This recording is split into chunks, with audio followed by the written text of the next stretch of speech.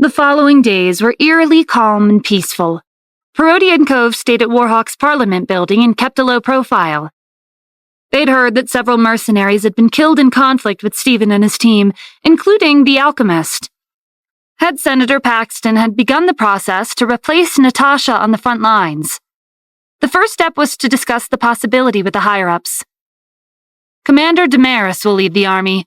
He's an experienced commander who's maintained the security of our capital for more than 10 years. He hasn't made a single mistake during his career. As Paxton finished reading aloud the information from the document, the higher-ups expressed their discontentment. This war has been going on for weeks, and our army has suffered serious casualties because of Commander Natasha's recklessness. We should consider a more conservative approach. I agree. Replacing her won't change a thing if Damaris makes the same rash decisions. Rushing into battle with no concern for the troops is not appropriate. The media is reporting on the front lines, Paxton said. If we don't turn the war in our favor, we'll lose the support of the people. I plan to be re-elected next term, but it doesn't seem like the rest of you care about your own positions. Votes were more important than losses during a war. The higher-ups decided to give Damaris a chance to change the tide of the battlefield. As the new commander headed to Cadus to replace Natasha, the mercenaries stayed at the Imperial Palace and cultivated. They'd become cautious ever since the alchemist was killed. They were waiting for the day of the City Lord challenge. Stephen had an ominous feeling as he waited in his office for news that didn't come. It felt like the calm before the storm. He would be going to the Elysian realm soon, and he had to resolve the issues in the human realm before leaving. After waiting all morning, Jace burst into his office with an update about Mifflin. After a team of 30 soldiers had stolen weapons from Warhawk's warehouse near the reservoir, a team from the Special Forces had been sent to blow it up.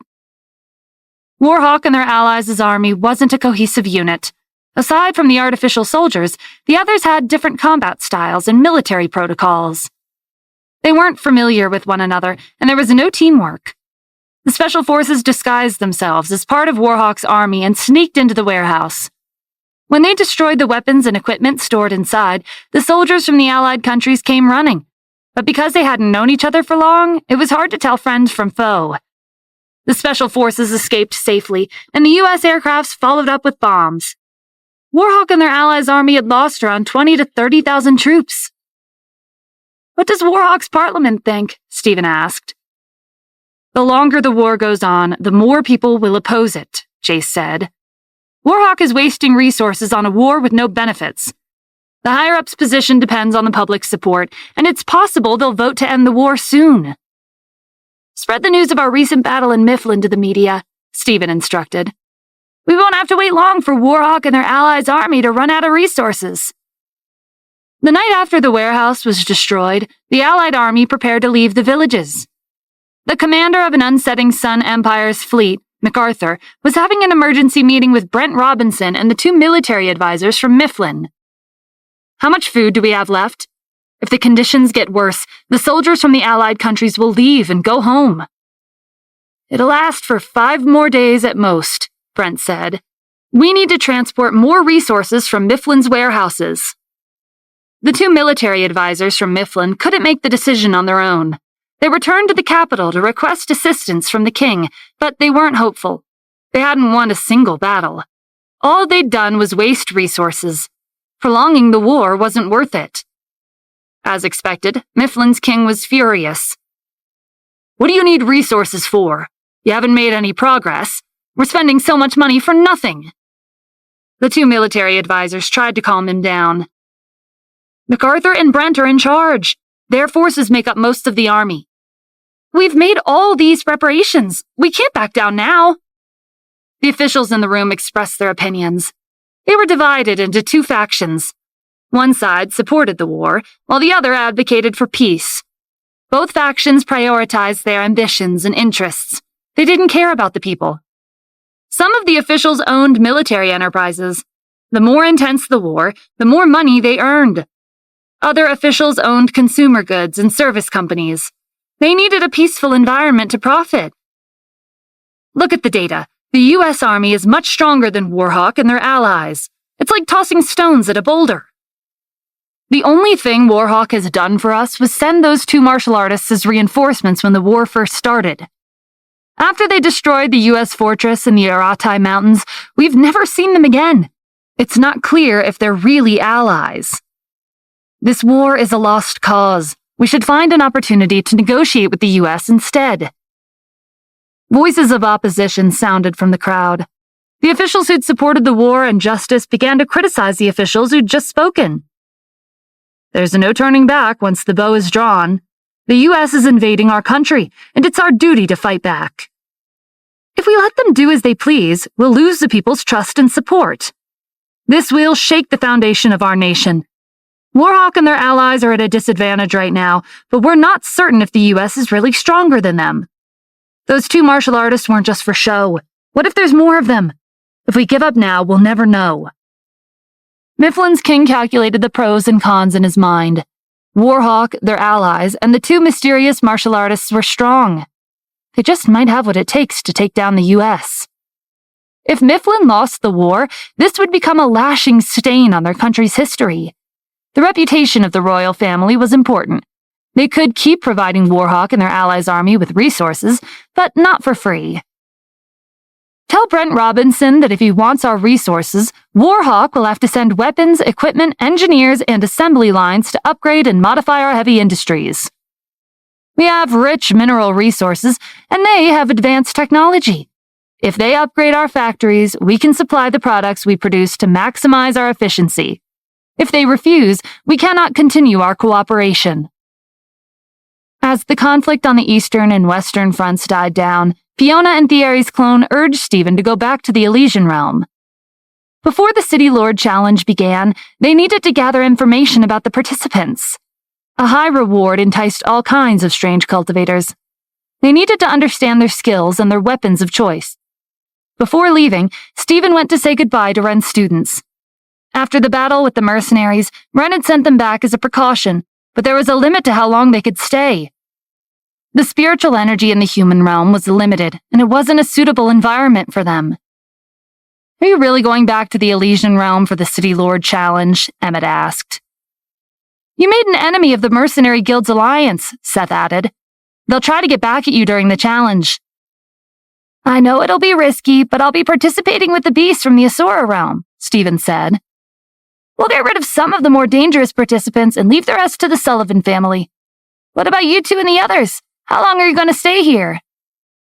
We'll wait for you to come back before leaving, so make sure you stay alive, Emmett replied. Thank you. I'll be back soon. The Elysian realm was unfamiliar to Tristan.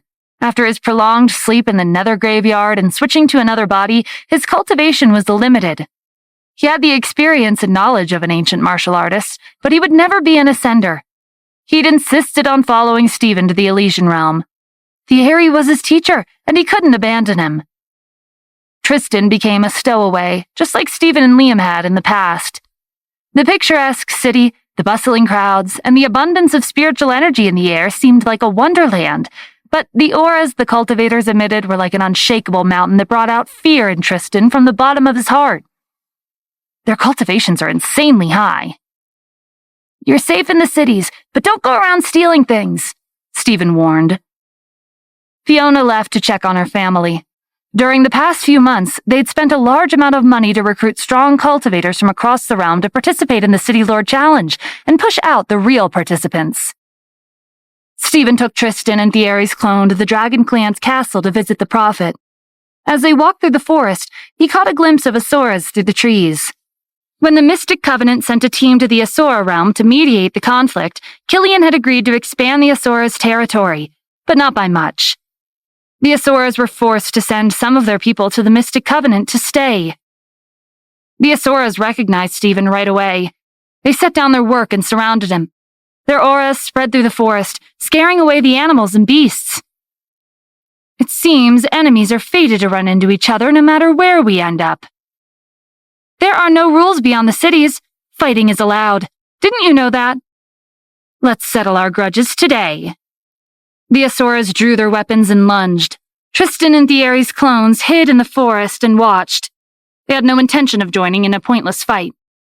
Stephen met their onslaught with his sword.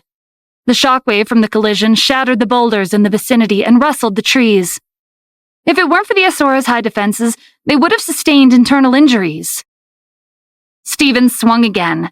This time, he shattered their swords. The metallic fragments sliced into the Asora's skin, but their wounds weren't fatal.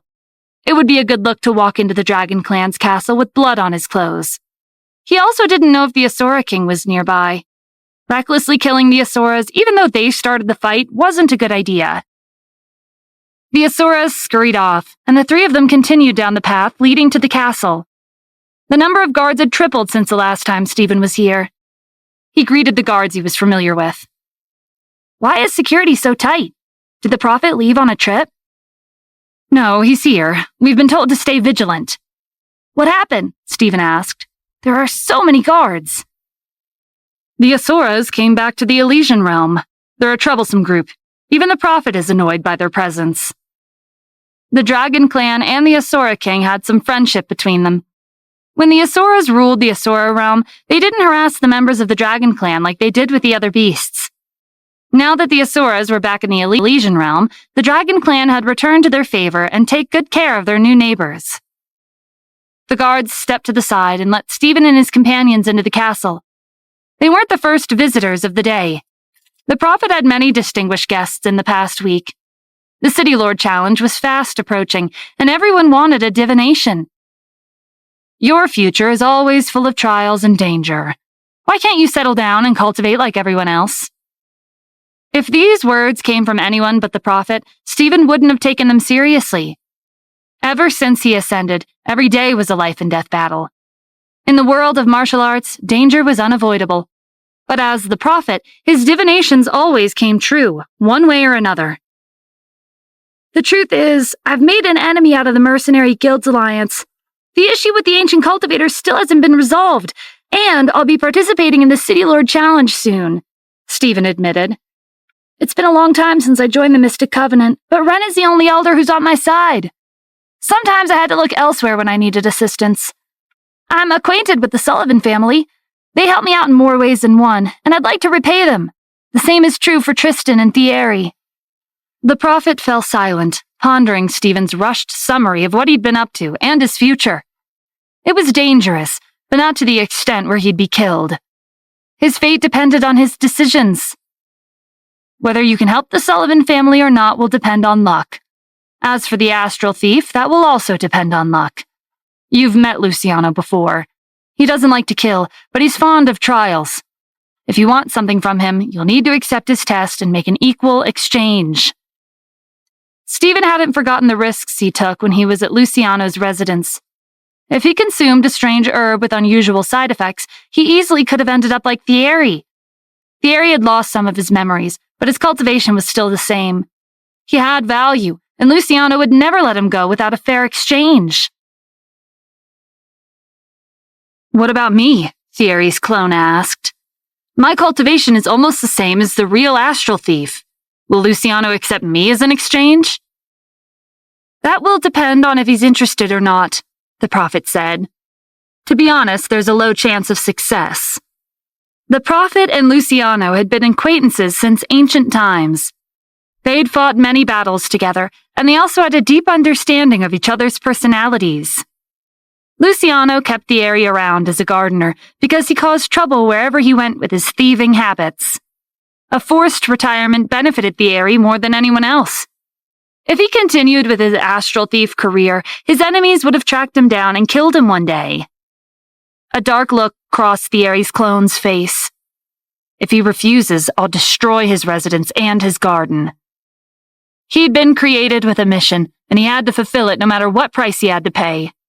Before coming to the Elysian realm, he'd asked Tristan to store 20,000 artillery shells from the U.S. military in his tower. Not even a defensive array could block all of that destruction. Stephen placed a hand on Thierry's clone's shoulder to calm him down. "Don't go overboard. Your main body is his hostage." "Do you have a better idea?" Thierry demanded. "Try sitting down and having a peaceful talk with him first." As an ancient cultivator, Luciano probably didn't have any interest in any treasure across the 6 realms. To get Thierry back, they would have to accept his test or conditions. But this was a predicament for another day. Stephen's priority was the City Lord Challenge. Asking the beasts from the Asura realm to participate was risky. He'd have to keep a close eye on them to make sure they came out of the challenge in one piece. Do you have any suggestions for the upcoming challenge? It'll be like any other competition, the prophet said. Cultivators from across the realm will be participating. Different factions will be mixed up in the crowd. If you're planning on targeting a specific faction, it won't be easy. The Mercenary Guild's alliance's influence was expanding at a rapid rate. After the Mystic Covenant announced that the Elders would be accepting more students, the mercenaries had hired over 200 cultivators to join them.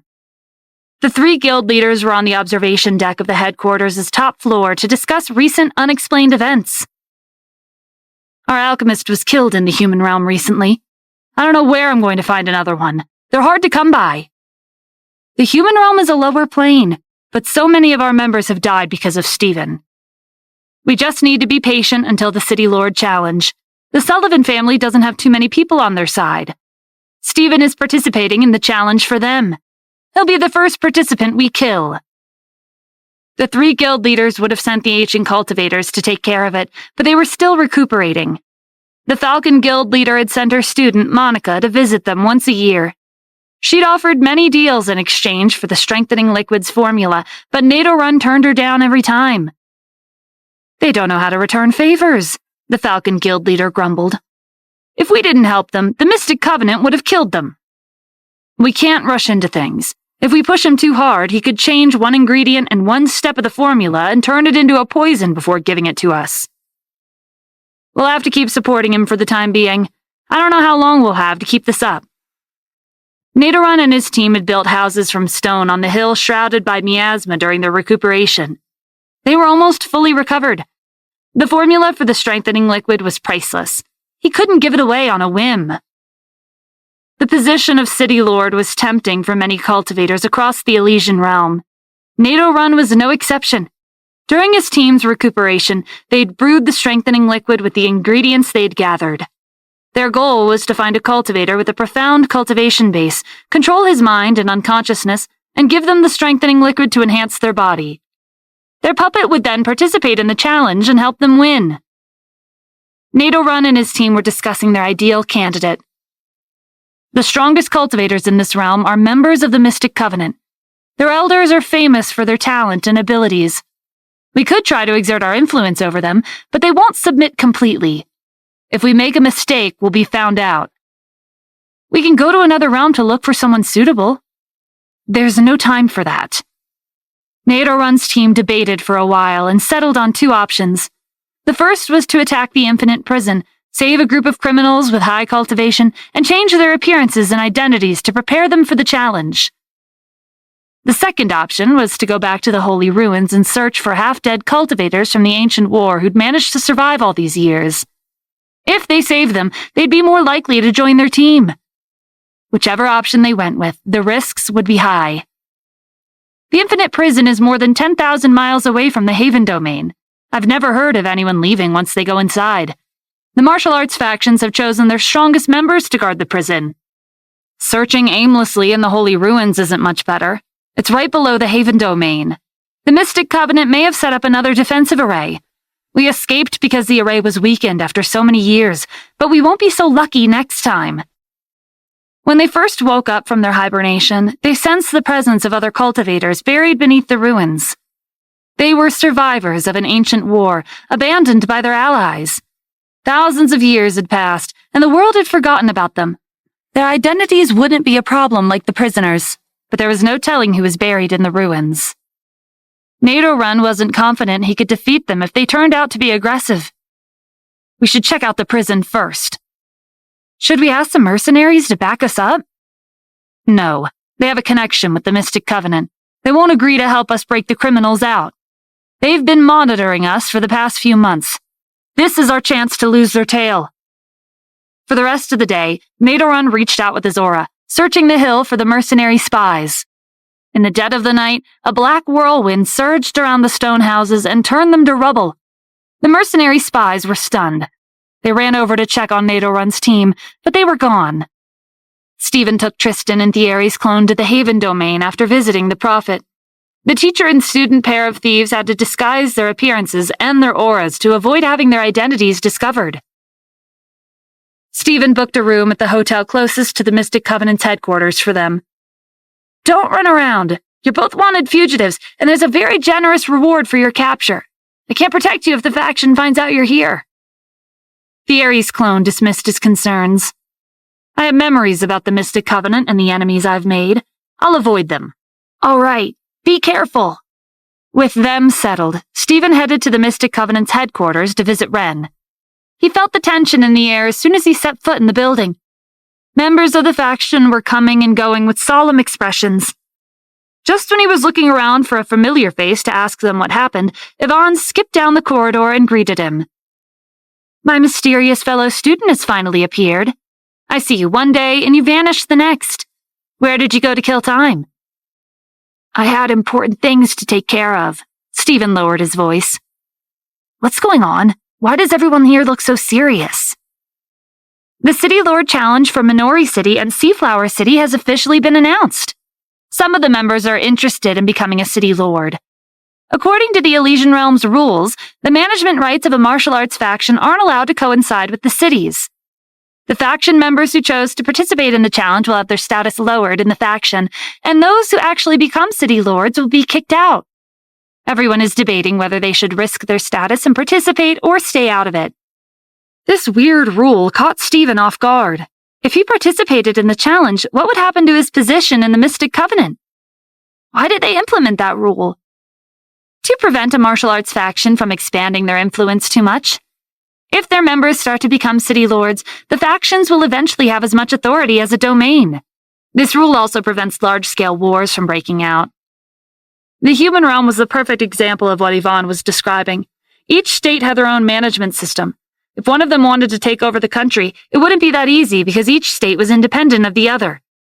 There was a limit to how much they could hoard military forces and strategic resources. With this new revelation, Stephen hurried to Ren's office. The first thing he saw when he walked in was dazzling jewelry and expensive medicinal herbs scattered over Ren's desk. "Did you pick up a new hobby?" Ren looked up from his desk and threw Stephen an unimpressed look. "Where'd you get that from? This is obviously because of the City Lord Challenge. There are many issues that come with it. The faction leader ordered me to visit the Zenith Council at the Floating Cloud Palace with gifts and have a chat with them." Stephen didn't hide the truth from Ren. He admitted he'd been preparing to participate in the City Lord Challenge to help the Sullivan family. "I'm just a small fry compared to the other participants. Would it be possible for you to let me keep my identity as your student?" "Why are you pleading with me? As an elder of the faction, I have rules I need to follow. Aren't you participating in the benefits like everyone else?" When Stephen first introduced Fiona to Ren, he'd claimed they were his closest siblings. Despite Ren's youthful appearance, he was getting up there in age, but he hadn't gone senile. He naturally didn't fall for Stephen's nonsense. He turned a blind eye to it and took Fiona under his wing because her talent was above average. Stephen shook his head. "No, Fiona is my friend. I'm just helping her pull through this crisis, but I understand if you can't do me this favor." There was a big difference between normal members of the faction and members who were students of elders. The normal members were usually assigned the faction's dirty work, and they weren't given that many resources. They were also the first ones the faction sacrificed or shifted to blame to. Those who were students of elders had a higher status and were personally trained. Under normal circumstances, typical new recruits of the Mystic Covenant were eventually chosen by an elder. Only those with poor aptitudes and lack of improvement in their cultivation remained normal members. But they stayed with the faction because maintaining a connection with the Mystic Covenant set them apart from other cultivators, even if they were at the bottom of the hierarchy. Ren was the first official martial arts teacher Stephen had acknowledged in years. If Ren decided to dismiss him as his student, Stephen would never hold it against him. Ren was an elder of the faction, and he was required to abide by the rules.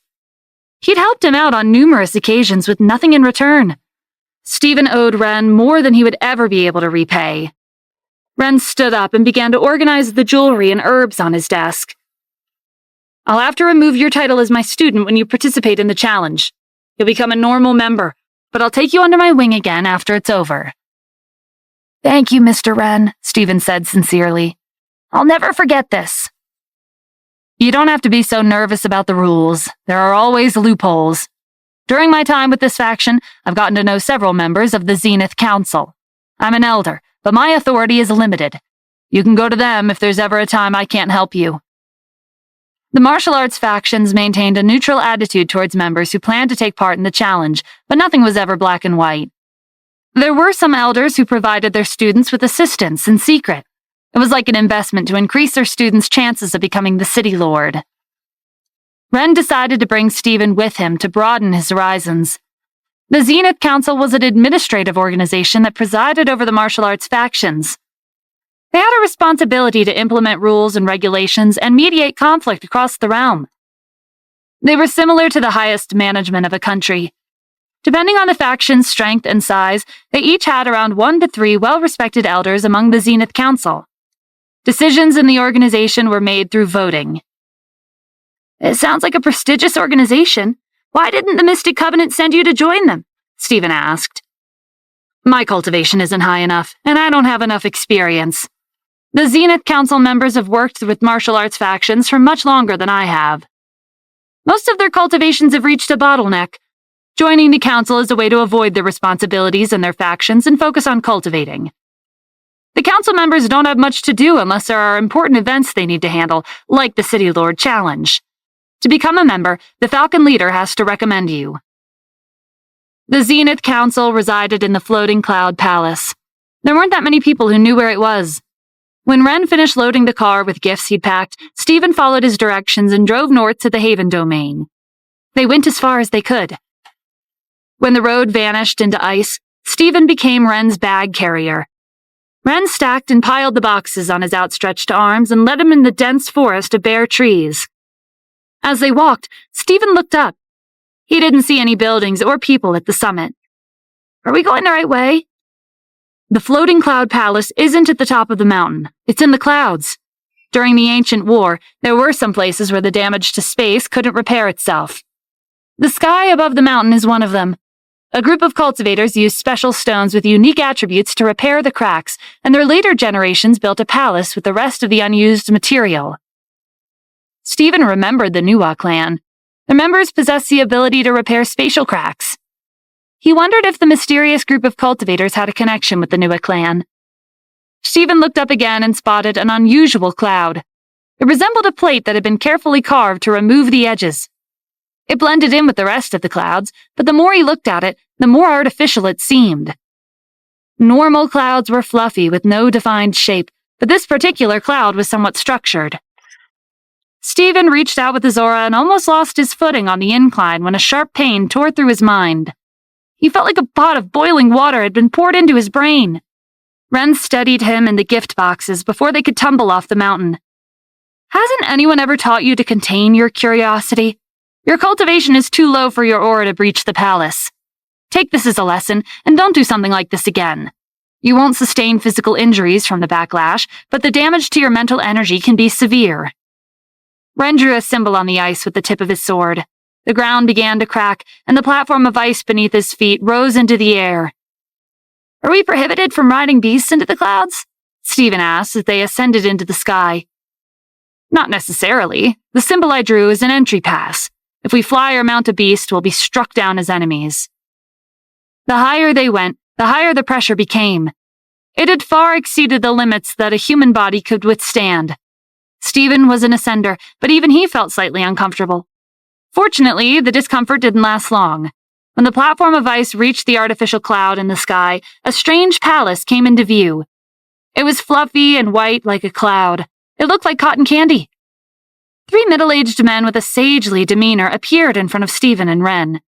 They used to be elders of the Mystic Covenant, and it was a rule for Zenith Council members to greet members of their old faction. After exchanging greetings, Wren introduced Stephen. The Zenith Council resided in the clouds, but they were aware of everything that happened below like the back of their hand. One of the middle-aged men gave Stephen a warm smile.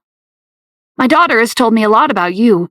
She said you get into trouble all the time, even though your cultivation is average, and that she didn't know where you got your courage from." Seeing the confusion on Stephen's face, Wren introduced the elder as Nikolai Avalon, Yvonne's father. Suddenly, it all made sense to Stephen. Yvonne's father wasn't just any elder in the Mystic Covenant. He was a member of the Zenith Council. This was the reason why Yvonne kept getting away with all the trouble she caused in the faction and outside. With her family backing, no one would dare to disrespect her. I get that a lot, Stephen replied. It's true that my cultivation is low. I wouldn't have made it this far without help from the people around me. Nikolai laughed. I like your honesty. He didn't lead them into the palace. Instead, he waved his hand at an empty space nearby, and the soft clouds intertwined into a single-story house. Stephen had never seen anything like it. His palace was like magic. When everyone was settled, they got down to business. The rules for the City Lord Challenge have changed from previous years, Nikolai said. There will be 3 rounds. The first round will take place in the Infinite Prison. The participants' task is to attack the malevolent will. Those who obtain proof will enter the second round, which is similar to the first. They'll fight the Ghost General in the prison. There won't be too many participants left after these 2 rounds.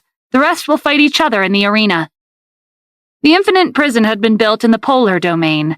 It was even more dangerous than the Holy Ruins. When the concentration of spiritual energy and resentment reached a certain level, they condensed into an entirely new identity. The malevolent will and the Ghost General were entities created by the spiritual energies and resentment of the prisoners. During past challenges, the participants just had to fight each other, Ren argued. Is there a need for them to go to such a dangerous place? We've never had 2 cities drop this far in the rankings before, Nikolai said. The number of participants will be much higher than in previous years. Even the weaker cultivators want to try their luck. This was a unanimous decision made by the Zenith Council members. As time passed, the malevolent will and the Ghost General would only grow stronger. They needed cultivators to weaken them on a regular basis. The City Lord Challenge became the perfect opportunity to take care of them. Do you still want to participate? Ren asked. Stephen nodded. The first 2 rounds sounded like online games where players picked up items after killing a boss. If it doesn't work out, I'll give up. The 3 elders gave Stephen a look of disapproval. The ignorant were fearless. It had been some time since they last returned to the Mystic Covenant. Who would have thought Ren would take on such a foolish student? Was it because Stephen was the leader of a country in the human realm? That reason was far from enough. That might work during the 3rd round, but against the malevolent will and the Ghost General, don't even think about it. When you're in their presence, their negative energy will contaminate your body and invade your mind. You could become bloodthirsty, violent, or lose consciousness. In a worst-case scenario, you'll turn into their puppet. Don't think you can give up whenever you want. Their kind of influence happens without warning. It's like a drop of ink on a piece of white paper. It slowly spreads to the edges. You won't necessarily feel the effects right after the fight, but if you're unknowingly tainted, it could be fatal to your cultivation. Your mind will be shaken when you try to break through to the next rank. The 3 elders weren't exaggerating. The criminals locked up in the Infinite Prison had a strong will and high cultivation. Their hatred and resentment were the purest form of evil and the hardest to get rid of. Nikolai placed a map on the table. If you really want to participate, we won't stop you. But in the time you have left, you should focus on cultivating. This is a map of the Elysian realm. The Infinite Prison was built in the polar domain.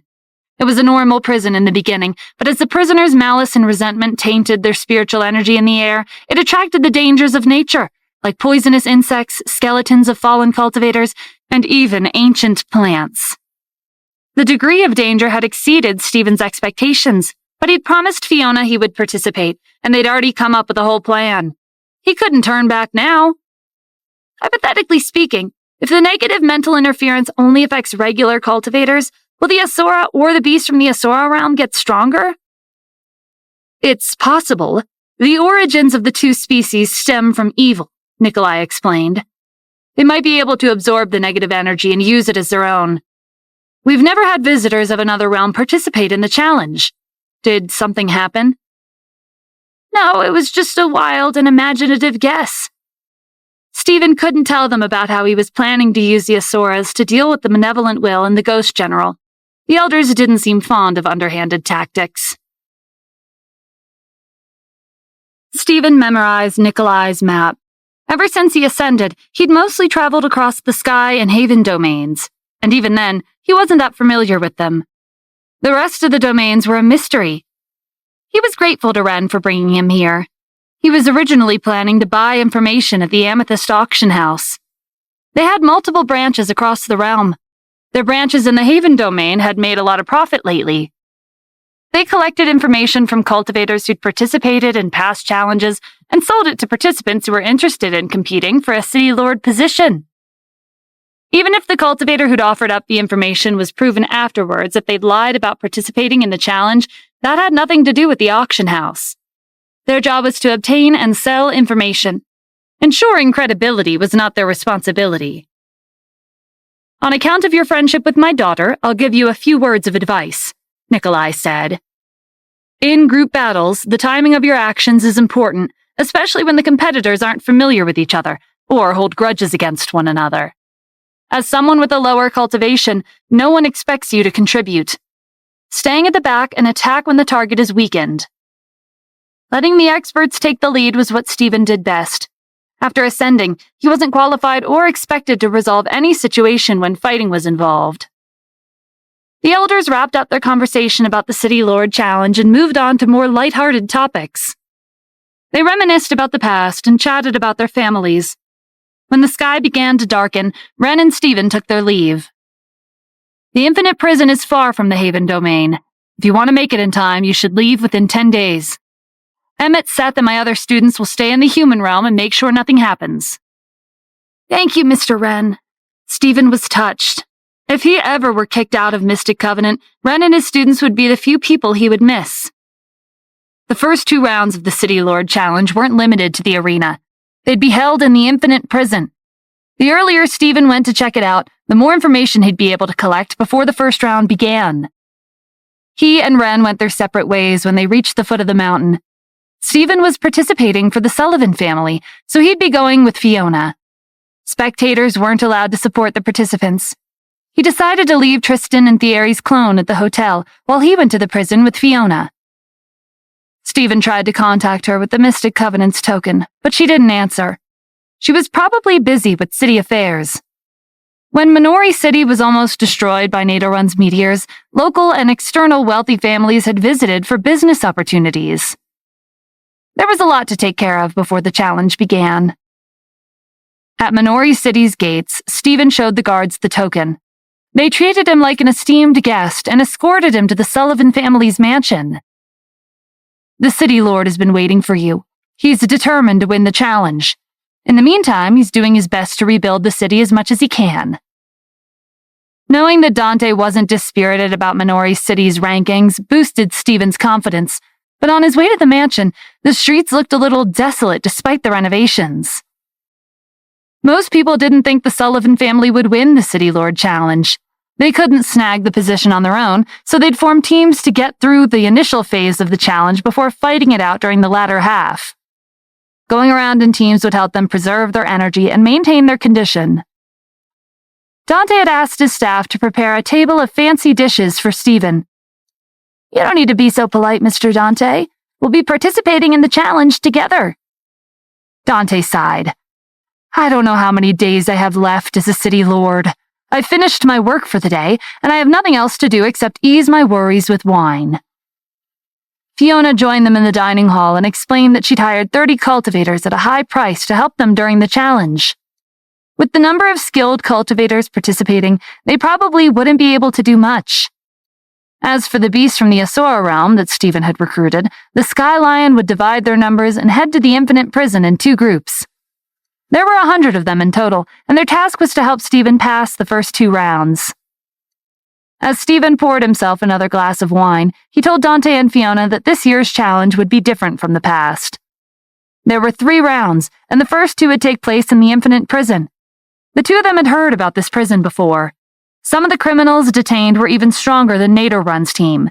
Whoever stepped inside never made it out alive. Dante felt guilty. He apologized to Stephen for putting him in danger. Don't mention it. We just have to do what we can. Who knows? If you keep your position as the Lord of Minori City, maybe Fiona will take charge of Seaflower City. Stephen's attempt at lightening the atmosphere rendered Dante and Fiona speechless. They took his words as the nonsense of a drunkard. Anyway, the elders told me the infinite prison is full of negative energy, but the Asuras and the beasts won't be affected. Their two species thrive on killing intent, and resentment can become their source of power.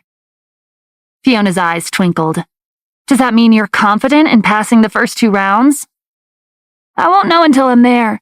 I don't think there's a limit to the number of mounts, though, so no one will say anything if a group of beasts suddenly join the challenge. Fiona offered to come up with a set of complex tactics for the beast, but Stephen told her to focus on other things. From his time in the Asura realm, he knew how the beasts operated. With the exception of Killian, most of the beasts fought with brute force alone. They took joy in fighting, not setting up traps. They didn't have the patience for it anyway, and it usually wasn't needed. They were strong enough to take down their enemy even if they had no plan. Dante's subordinate walked into the hall with a scroll.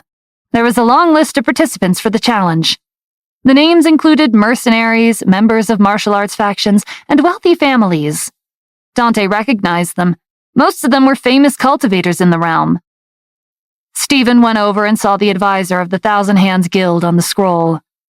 Next to his name was a number that represented the number of mercenaries he'd be participating with. It wasn't a small number. There were dozens of them. There's no way out, Dante said. We have to succeed or else our family will be destroyed. That night, Stephen and Fiona prepared for their trip to the polar domain. Dante would stay at the mansion under the protection of the rest of the family. The eggs couldn't be placed in the same basket. Dante and Fiona were the backbone of the family. If they showed up at the same time and were killed by an unforeseen assassination, it would be the Sullivan family's loss. As they left the mansion, Stephen could feel an endless flow of people on the streets, watching their every move. Fiona was livid. How dare these people sneak around their house and spy on their families? She was determined to pay them back for this humiliation in the future. Most of the spies were here to gather intelligence on the Sullivan family, but one person was here for Stephen.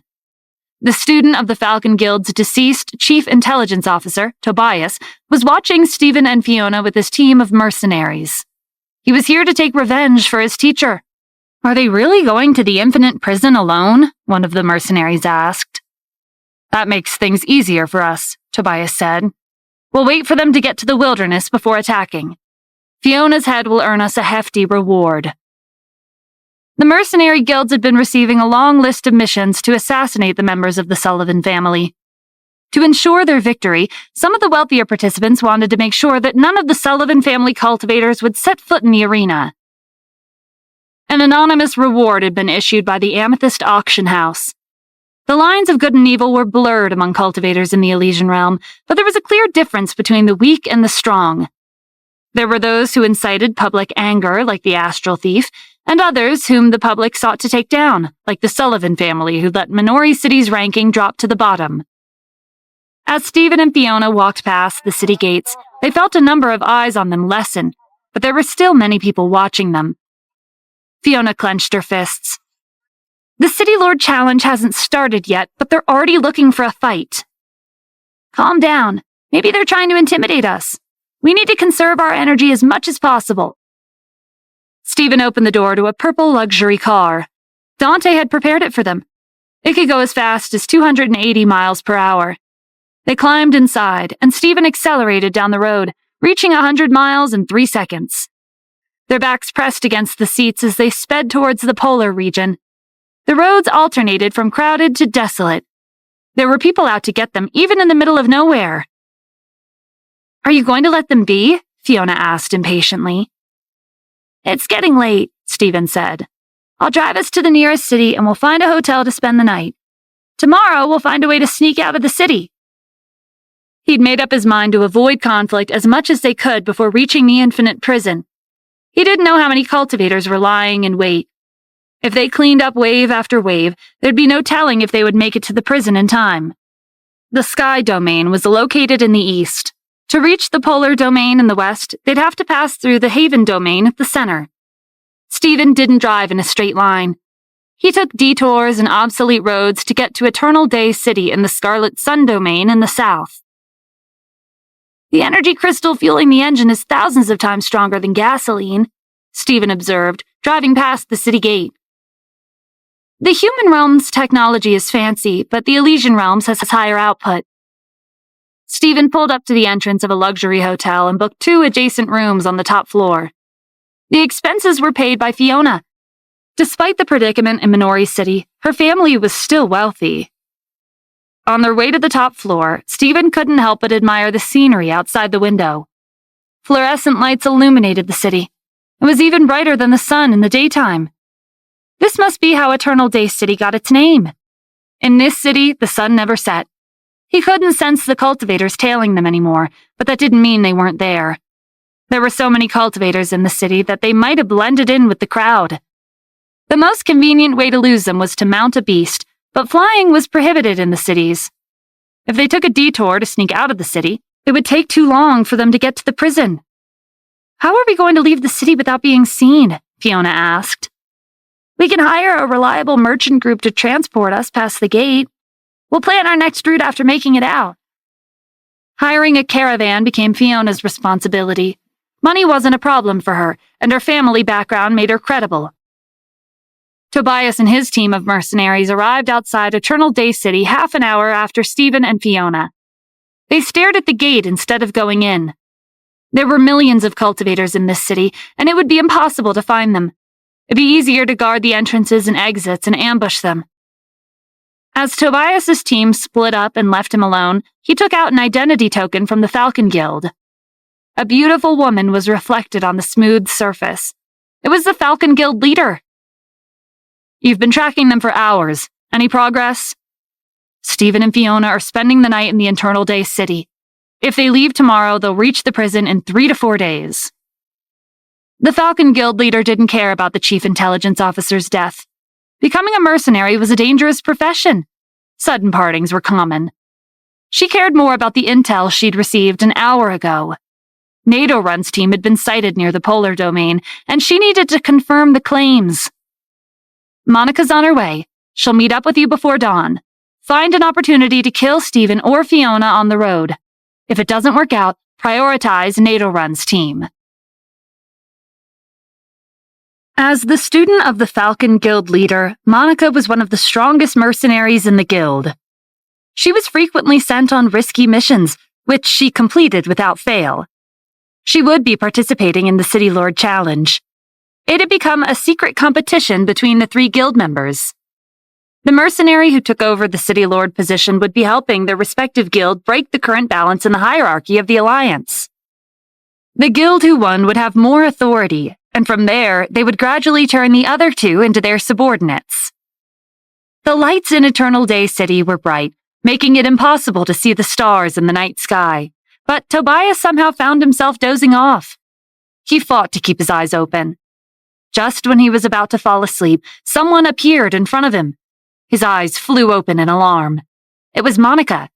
If she were an assassin, he would be dead. "Monica, you're finally here." "Where's the target? Did you find them?" "Not yet. We're observing the cultivators leaving and entering the city." Monica gave Tobias a pointed look. "You're useless. They're probably disguising themselves to sneak out of the city." Before meeting up with the mercenaries, she'd circled the city's premises several times. She'd sensed Stephen and Fiona's auras and found their location. They weren't idle in one place. This was the difference between an expert and an amateur.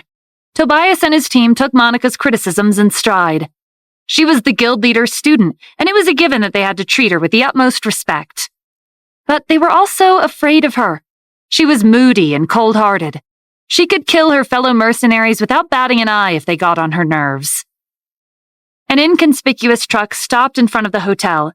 Stephen and Fiona had changed into more ordinary clothes, pretending to be workers. They wore masks and sunglasses to hide their faces. The hours before dawn were the most quiet. They put on an act and loaded empty boxes into the trucks before the driver drove off. "Aren't you being too cautious?" Fiona asked. "We can just kill them if they come at us." "We should preserve our energy as much as we can," Stephen said. He kept his guard up as they left the city. He looked out the window, searching for traces of their stalkers. The further they went, the more narrow the road became. The bright lights of the city disappeared behind them. Just as they reached a small forest, blades of light shot towards the truck from the gaps between the leaves. The tires flattened, and the truck careened off the road, slamming into the trees. Monica carried out her missions mercilessly. She never let a single target slip from the net. The driver was dead, but Stephen and Fiona were nowhere in sight. Check the truck. See if their bodies are in there. You didn't make sure before you attacked? Tobias asked in surprise. The truck left the city before dawn. If we killed the driver by mistake, he only has himself to blame for acting suspiciously. The mercenaries sliced the truck into smaller parts, scattering the cargo across the forest floor. There was nothing valuable or suspicious about the goods or the driver's appearance. He wasn't the person they were looking for. The mercenaries expanded their search to the overgrown weeds on the roadside. As they approached, they were caught off guard by a sudden glint of a blade through the weeds. Stephen and Fiona's swords impaled their chests at lightning speed. The invading energy crushed their internal organs. Right before the truck had slid off course, Stephen and Fiona had dove out the window and rolled into the weeds. They'd held their breaths and concentrated on concealing their auras to the limit. Monica didn't care if the mercenaries were dead or not. She waved her hand and bombarded the weaves with more blades of energy. The dull sound of collision against the metallic surface of a sword rang out as the road caved in and collapsed from the impact. Looks like I was right, Monica said, eyeing Stephen and Fiona as they emerged from the dust. They were hiding in the truck. From her authoritative demeanor and ruthlessness, Stephen and Fiona knew that this woman was the leader of the assassins. Fiona recognized her weapon. Very few people use lanterns as weapons. You are the Falcon Guild leader's student, Monica. Most cultivators wielded blades or swords. Monica's exquisitely embroidered red lantern was unique. Monica laughed. I don't like hiding my identity, especially when you two are going to be dead soon. Her lantern shone, condensing flaming red lotuses in the air. They spun slowly as they fell. As Stephen watched the spiral of their petals, a wave of fatigue washed over him. Fiona wasn't affected, but she sensed that something was off. She slapped Stephen across the face. Not too hard, but hard enough for him to snap out of it. Get it together. We're not even at the prison yet. Stephen kept his gaze on the ground. What does her weapon do? I've never seen it before, but they say it has hypnotic and hallucinatory effects. Tobias cast a bitter look at the ruined road. Several members of his team were dead. There were nothing left of their bodies. Monica's energy had turned them into ashes. Stephen tossed the alchemist's furnace into the air. It expanded and landed on the ground with a thud. Monica looked at the familiar furnace impassively. So you really were the culprit who killed the Demon Hunter Guild's alchemist. That's one more reason for me to get rid of you. You make it sound like he didn't attempt to kill me on multiple occasions, Stephen retorted. The flames in the furnace swept across the lotuses and drew them inside. Anything could be refined once the doors were closed. A brighter light shot out of Monica's lantern, but Stephen ducked behind the furnace. The light bounced off the lid harmlessly. Fiona took out a trinket of her own. A massive bell appeared in the sky. When it rang, a deafening sound wave swept over Monica like a tide. Her lantern could only block normal physical attacks. Fiona's bell was an ancient weapon that had been passed down in the Sullivan family for generations. Its superior abilities rendered the lantern useless.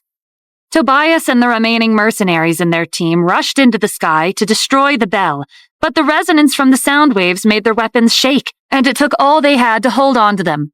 Stephen leaped out from behind the furnace and attacked while they were distracted. Bodies of the mercenaries fell from the sky, stunning Tobias, who was at the back of the line. He changed his mind and hid behind Monica. Her lantern glowed, and a swarm of golden butterflies flew towards the bell. They weren't affected by the sound waves. They attached themselves to the surface like a tattoo. Suddenly, explosions erupted in the sky, drowning out the sound waves. When the butterflies stuck to the bell's surface, they'd absorbed its spiritual energy and detonated after accumulating a certain amount. Using the smoke and dust as a cover, the rest of the butterflies changed their target and flew towards Stephen and Fiona. Stephen summoned the threadworms, and they condensed a swarm of iron sand, blocking the butterflies and the explosions. Tobias grew worried as he watched the storm sweep the butterflies from the bell. They were at a clear disadvantage. Monica, we're losing too many members of our team. We should wait for another chance. To his relief, Monica agreed with him. They're more capable than I thought. We'll deal with them during the challenge. Tobias, Monica, and the other mercenaries vanished into the darkness, but Stephen and Fiona could still feel their auras lingering in the area. They'd given up on the fight, but they would continue to monitor them from a distance. Stephen could tell that Fiona wanted to give chase and get rid of them to make their lives easier during the challenge, but there was no time for that. Change of plans. We're going to hide in the threadworms and they'll take us to the prison underground. The fight with the mercenaries had left a crater in the earth, exposing the river underground. To reach the infinite prison, the threadworms would have to burrow deep into the soil, below the river, and create a tunnel to the other side. Thousands of feet below ground, Stephen and Fiona finally heard the sound of flowing water. The environment was dark and damp. The thick layer of earth between them and the mercenaries prevented both sides from sensing each other's auras. Tobias broke out in a cold sweat when Stephen and Fiona's auras disappeared. He didn't know what the temperamental Monica would do now that they'd lost their targets. Fortunately, she was focused on the mission the Falcon Guild leader had given her. We don't have time to waste on them. We need to get to the prison early to find out what Nadorun's team is up to. From Monica's many encounters with Nadorun, she understood how unpredictable he could be. But his team was made up of wanted criminals. They couldn't openly join the challenge. It made more sense for them to hide in the dark and secretly attack the participants from the Mystic Covenant. If that's really what they're up to, shouldn't we stop them? Tobias asked. They might go after our members too. Letting them fight with our enemies is beneficial to us, Monica said. We should prioritize keeping the situation under control while the bloodshed is going on. When I become the city lord, I'll get rid of anyone who stands in my way, including those annoying ancient cultivators. The polar domain had 108 cities. Most of the population and traffic were situated in the eastern region of the domain. The western region was famous for the abyss just beyond the border. Over the years, there had been countless cultivators who'd gone down to measure its depths or risk their lives to find treasures, but none of them had ever returned alive. The abyss became a forbidden area over time. The infinite prison had been built on the edge of a cliff, overlooking the abyss. High-energy explosives were buried around the building. If any reckless prisoner attempted to escape, they would set off the explosives, dooming the infinite prison and its prisoners to a certain death in the abyss. This was the only method the authorities could come up with to intimidate cultivators of a higher plane. The closest city to the infinite prison in the polar domain was Abyssum City. It was 250 miles away. It was mainly a rest area for the guards and warehouses for supplies. Nadorun's team had been staying in the city to obtain information about the prison. Their next step was to inspect the area. Knowing that the infinite prison was teetering at the edge of a cliff above the abyss and that the first and second rounds of the City Lord Challenge would be held at the prison this year made Nadorun uneasy. The challenge had always been a fight between participants in the arena. Why had the Zenith Council suddenly changed the rules? They'd lost 5 members of their team ever since they escaped the Holy Ruins. They couldn't afford to lose any more members or waste any more time. Nadorun weighed his options and decided to check out the prison. If they couldn't save any of the prisoners, they would abandon their plan and get rid of as many Mystic Covenant members as possible during the first 2 rounds instead. Miasma from the abyss covered the sky and the earth, shrouding the cliff and the depths in a gloomy dark mist. The path leading from the eastern region of the polar domain towards the west ended at the Abyssum City. Nadorun's team had continued the rest of the journey through a field of strange plants and weeds by relying on their experiences and senses to find their way. There were no footprints or signs of anyone having passed through the field before them. But from time to time, they found bones of creatures scattered over the ground. At some point, Nadorun signaled for his team to stop. I can't sense anything in this mist. We don't know where the defensive arrays are hidden. If we keep going like this and accidentally trigger one, we'll be caught. Let's wait by the side of the road for the warden. The Infinite Prison's warden was a cultivator of flesh and blood. One of his responsibilities was to transfer food, clothing, and other supplies from Abyssum City. Nadorun's team used the weeds as a cover and waited for the warden to come by. The miasma blocked out the sun and the moon. There was no way of telling the time of day. All they could do was wait. Finally, they heard the sound of bells and a horse's hooves against the dirt. They're transporting supplies using a horse and a carriage? Isn't this method a bit too ancient? Don't be a fool. Look closely. It's not a horse, it's a beast. NATO Run's team craned their necks to get a better look. The being they thought was a horse was indeed a beast. There was a black and white pattern on its body. The horse-like beast stopped abruptly, and its head whipped in their direction. A man in armor jumped out of the carriage, heading straight for them. NATO Run didn't want to fight meaningless battles, but he didn't have a choice now that they'd been discovered. The man in armor swung his axe without a word. One of NATO Run's team members blocked the attack with his sword, but the impact sent him crashing into the ground. NATO Run condensed a ball of energy and threw it at the man. An explosion lit up the dim environment, but the man wasn't shaken. NATO Run took the lead as his team backed away, ready to escape at any moment. The man's axe was longer than 30 feet. It was like a heavy lump of metal. NATO Run rushed forward, leaving a trail of after-images in his wake. With such a large weapon, the man couldn't possibly be faster than him. To his surprise, the man proved him wrong when he swung his massive axe. The fact that he was able to react even though NATO Run moved first meant that the man was twice as fast as he was. NATO Run dropped to a crouch, narrowly avoiding the fatal blow. Without wasting a second, he retraced his steps and motioned for his team to run. The man didn't chase after them. Neither did his colleagues, who were waiting inside the carriage. They were the guards at the Infinite Prison, and their duty was to protect the supplies. Let's keep going. The City Lord Challenge is being held at the prison this year. People like them are everywhere. They just want information. If you ask me, the Zenith Council is way more cruel than they let on. More than 90% of the participants will be dead after the second round.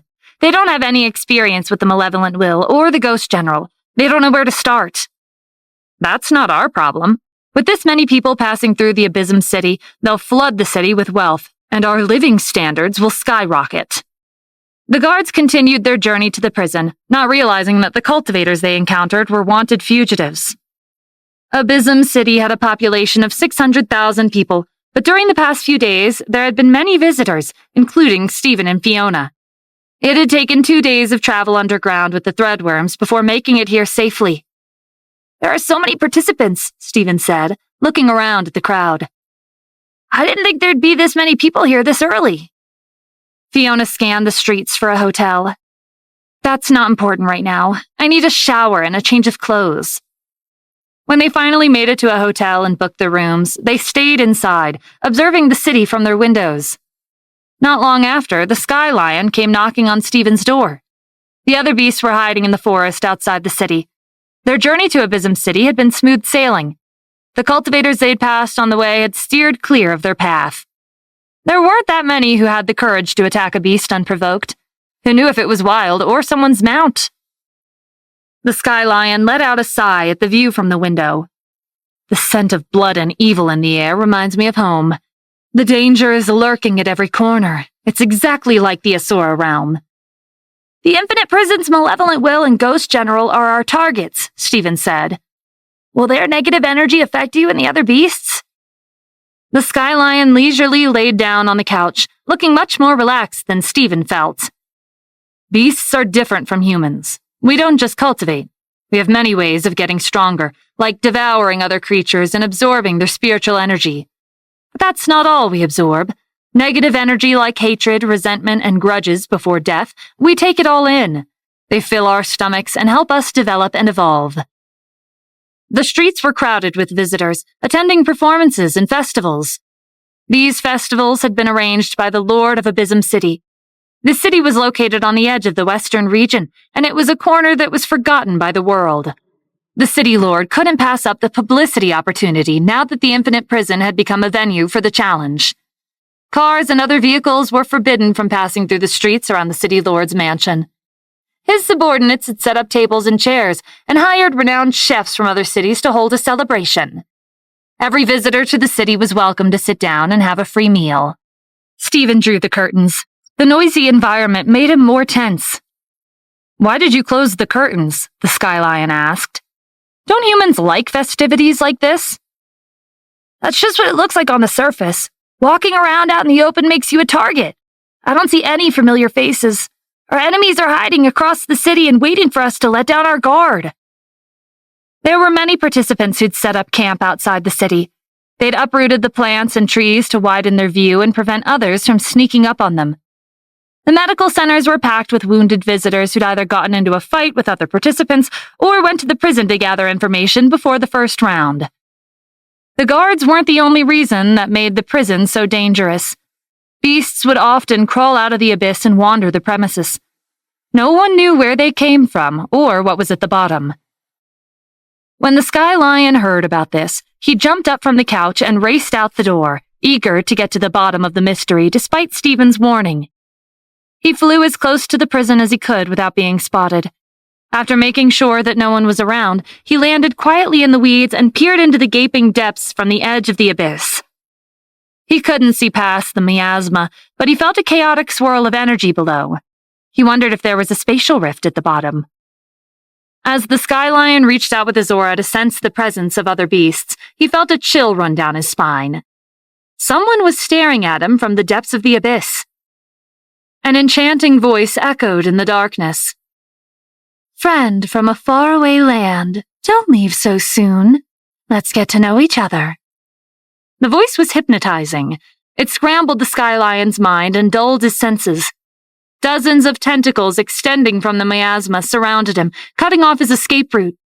The Sky Lion instinctively shifted into its original form, dispelling the haze clouding its mind and slicing the tentacles with its tail.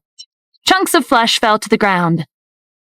"Friend, why are you resisting? You and I are both beasts. We should work together and achieve great things instead of wasting our precious time on weak humans." The Sky Lion flew into the sky, eyeing the abyss with caution. Just because they were beasts didn't mean they were friends. "If there's something you'd like to say, then stop sneaking around and show yourself." "It's not time yet," the voice said. "We'll meet again after the City Lord Challenge."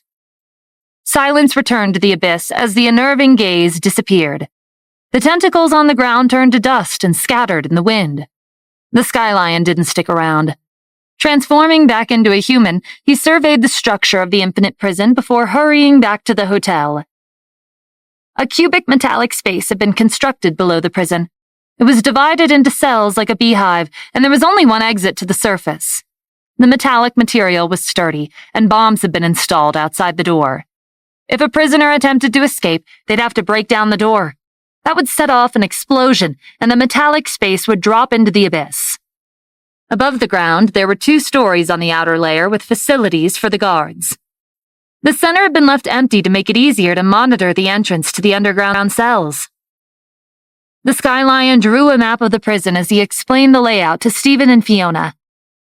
"The first 2 rounds will be held at the prison, but that doesn't necessarily mean the Malevolent Will and the Ghost General are locked up underground," Stephen said.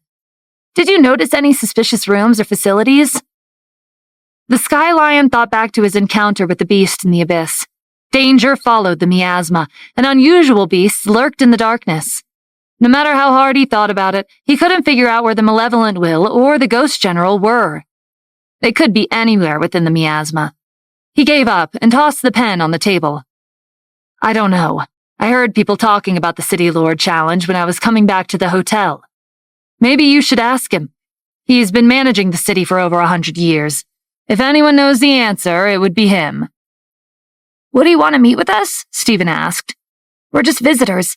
If anyone could arrange a meeting with the City Lord so casually, assassinations would be skyrocketing." The Sky Lion looked at Fiona. "The Sullivan family manages Minori City. Maybe he'll agree after knowing her identity." Fiona frowned. Her family was at risk of losing their position. If she were to visit another City Lord at this time, her father would lose all face. There was no guarantee the City Lord would help them either. "Even if he does know, why would he help my family? Many of the City Lords see each other as rivals. And let's say he does tell us what we want to know. How would that help us get through the first 2 rounds? The Malevolent Will and the Ghost General aren't our only enemies. Every participant will be out to get us."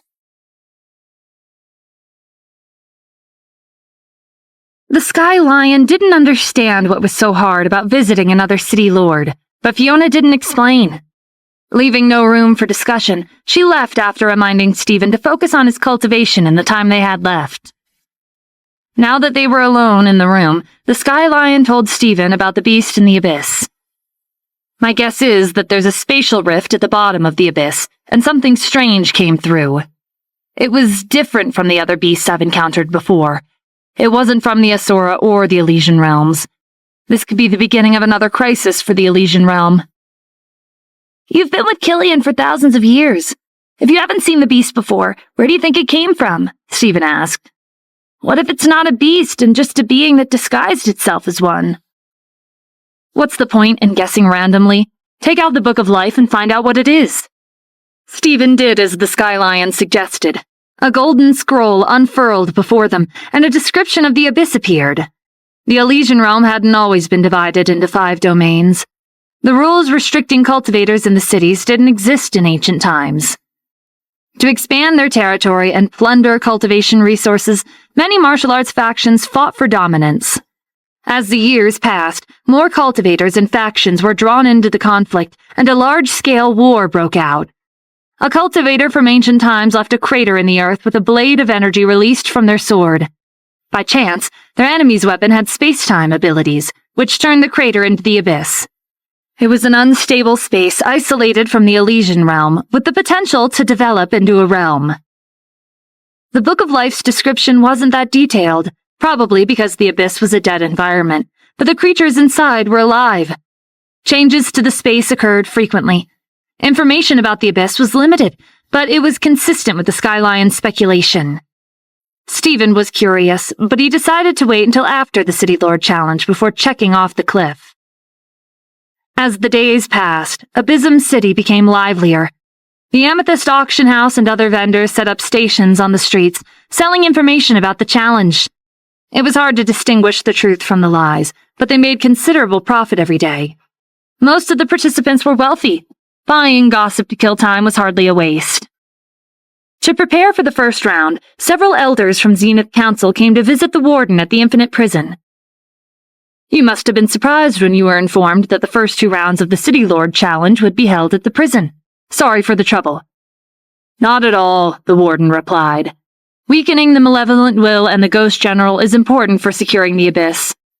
The elders laughed. You've been guarding the prison for many years. You're like a hero behind the scenes. I'm only doing my duty.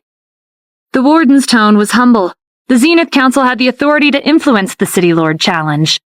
Their power was above the martial arts factions. A small-time prison warden had to show his respect. The Infinite Prison had been constructed with the sturdiest material available, but the outer walls were mottled by the miasma's corrosion all year round. The warden led the elders to his office.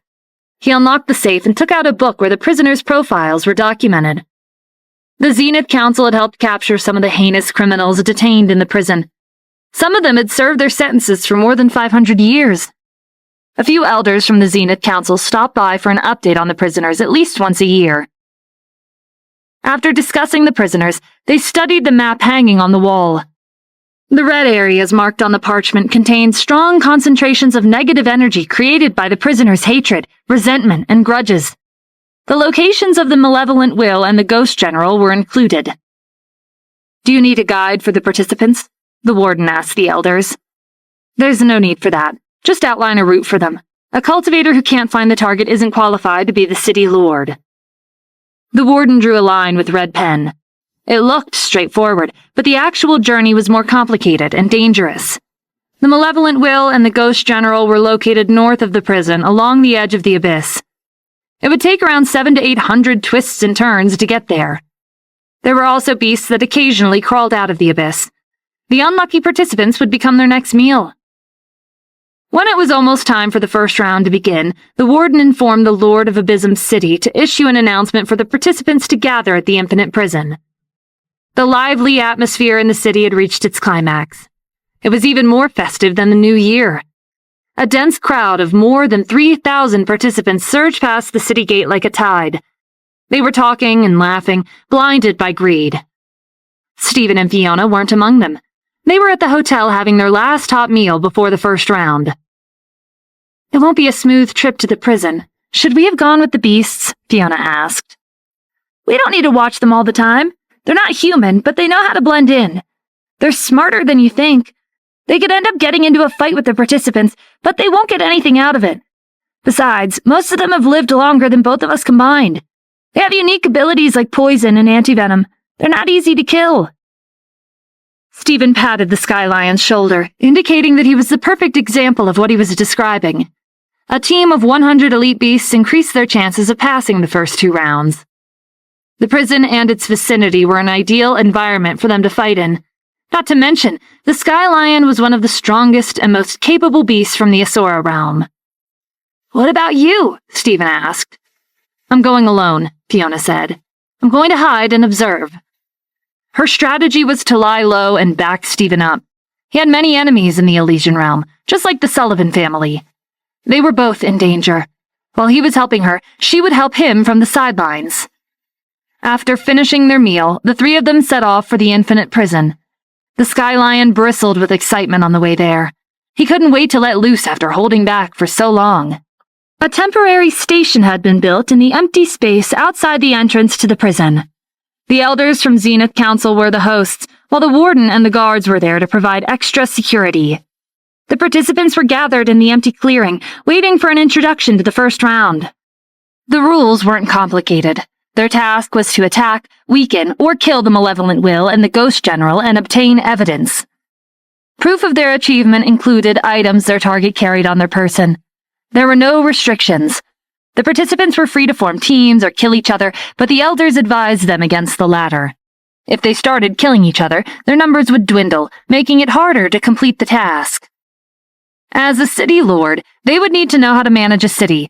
The first 2 rounds were a test of their strength and ability to maintain a balance of ambition and interests. They say killing isn't advised, but I doubt the participants will listen. I'm gonna have to keep my distance, but I'll be keeping an eye on you and the other beasts, Stephen whispered, sensing the malicious gazes from participants in the crowd.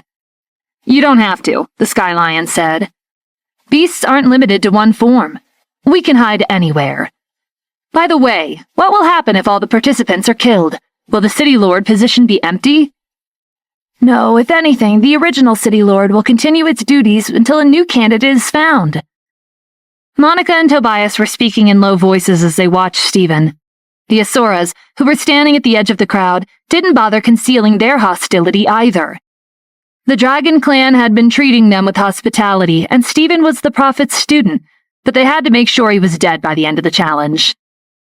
The elders announced the start of the first round, and the participants ran off in different directions. Many of them didn't follow the provided route, which meant they'd investigated the area beforehand. It was easier to avoid fights if they stayed away from the crowd. Stephen didn't join the participants. He stood there and stared at 3 mercenaries who'd stayed behind. They stared back, having no intention of leaving until they settled their unfinished fight from last time. It seems you don't care too much about the City Lord position, Stephen remarked. Tobias unsheathed his sword with a sneer. It won't be too late to join the game after we kill you. 2 mercenaries standing next to him assumed an offensive stance. They were also the Falcon Guild leader's students. Their strength and cultivation was only second to Monica's. Stephen glanced at the elders. They remained seated, making no move to put an end to the conflict. This fight was unavoidable. Stephen created 3 clones of himself, and they ran towards the mercenaries from different directions. You're using clones against us? Tobias said in disdain. You're looking down on us too much. It's just a warm-up, Stephen replied. I don't plan on killing you this early. His 3 clones brandished their weapons as they approached the mercenaries. The moment the Falcon Guild leader's students attacked, Stephen retrieved his clones, making them myth. Then he rushed towards Tobias. When he was halfway there, he once again created 3 clones. Their figures blurred as they swapped positions. Tobias and the mercenaries realized what Stephen was up to. If he was condensing and retracting his clones and shifting positions, they'd waste far too much energy and time trying to find his main body. Tobias cursed under his breath. You coward. Are you too afraid of fighting us face to face? We are participants, but I'm not interested in the City Lord position, one of Stephen's clones said. I don't mind if you want to continue. We can stay here until the challenge ends. No one had the time to waste on a scoundrel. The mercenaries had investigated Stephen's background before the challenge began. He was someone the Sullivan family had recruited to help them preserve their position. He had no desire for power. Tobias and the mercenaries reluctantly left. They had more important things to do than waste their time on a nobody. When Stephen was alone, he went up to the host's table and took a seat next to the elders. They looked at him with puzzled expressions. "Are you here to surrender? Did you come all the way to the polar domain for a vacation?" The elders had heard many rumors about Stephen, and it seemed there was some truth to them. He was indeed an unusual cultivator. "I'm here for the competition," Stephen said. "The Malevolent Will and the Ghost General have a limited amount of items for the participants. I estimate that no one will be able to find the targets for 5 days, and during this time, fights will break out among the participants. The beasts are searching for a route for me. In the meantime, why not let me join you as a spectator? When it's time, I'll leave." The elders didn't mind. Stephen had no interest in the city lord position. They'd heard he had numerous beasts on his side. It seemed there was yet another rumor that was true. There were large crystal mirrors next to the host table to observe the participants. It was just like Stephen had expected. Only half an hour had passed, but several small-scale battles had erupted. There were grudges between wealthy families and martial arts factions, and they were eager to gain the upper hand by eliminating their enemies. Stephen couldn't find the beasts in the mirrors. Were the elders excluding them from view, or were the beasts hiding? As the hours passed, the battles intensified. Many of the participants were so adamant about killing each other that they'd forgotten about the task at hand. The elders had never seen a participant as relaxed as Stephen. They offered him drinks and snacks, which he shamelessly accepted. The Sullivan family's been managing Minori City for years. They're reliable and talented. If they asked you for help, and you agreed, there must be something extraordinary about you both. We'd like to see what you and your beasts are capable of. If you're curious, can you show my beasts in the mirrors? Stephen asked. They're probably fighting with the participants. The elders had overlooked the beasts when they were setting up the mirrors. The reflections were designed to track cultivators, not beasts. A cultivator's mount usually followed them around and worked together, but Stephen was different. Not only did he have more beasts on his side than a typical cultivator, but he let them act alone. Half a day had passed since the challenge began. The forest was dark and filled with fear at night. Unsuspecting cultivators who strayed too far risked becoming prey for the beasts from the abyss. At this time, the Sky Lion was fast approaching the Sky Domain. A reflection of the Sullivan family's mansion in Minori City was projected on one of the mirrors, and Stephen had seen a group of cultivators with unknown identities sneaking around the premises. Dante and the team Fiona had hired around the same number of people, and their cultivations were similar. It would be hard for them to gain the advantage, so Stephen had asked the Sky Lion to assist them. Beasts were much faster than humans. The Sky Lion would make it in time. Dante Sullivan, you've been the city lord for much too long. Isn't it time for you to step down and give someone else the chance to experience the position? I've done what I could to develop Minori City all these years, Dante said. You'll ruin this city if I let any of you take over. Stop pretending to be righteous. You're just hungry for power. As the assailants launched another attack, they shouted loudly, trying to alert Dante's other enemies and encourage them to join in. Now that the City Lord challenge had officially begun, Dante was a public enemy. Even if they couldn't steal the City Lord position from him, settling their grudges and killing him would be a great achievement.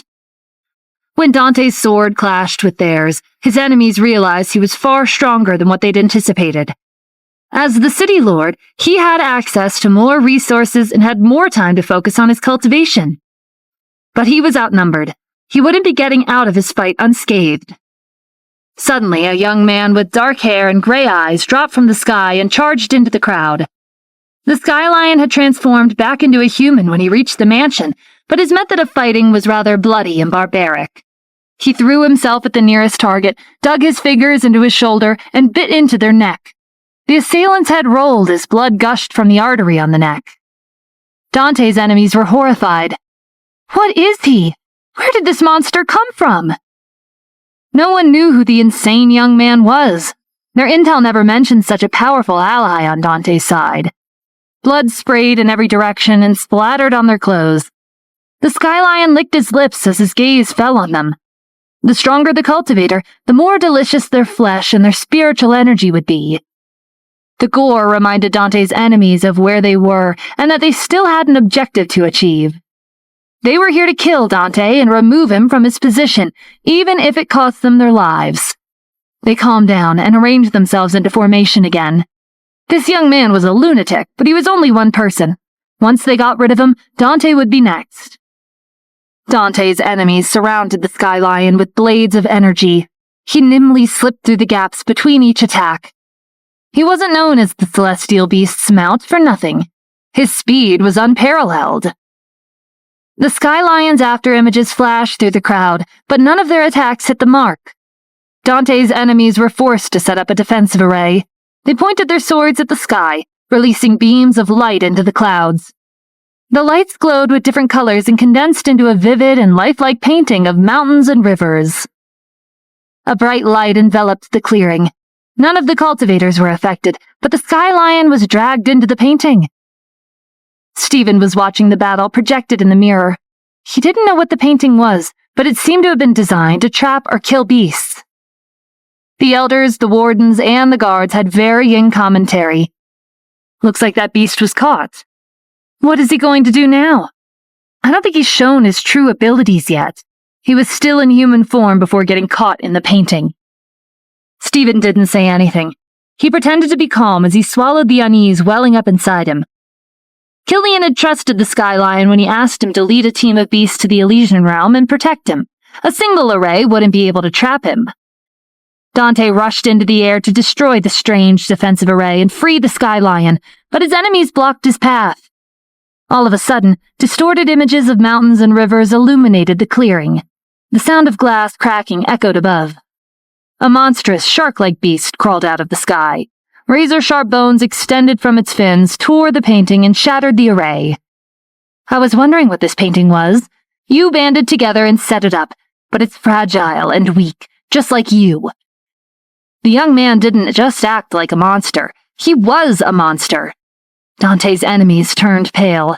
The destruction of their array had thrown their energy into disarray.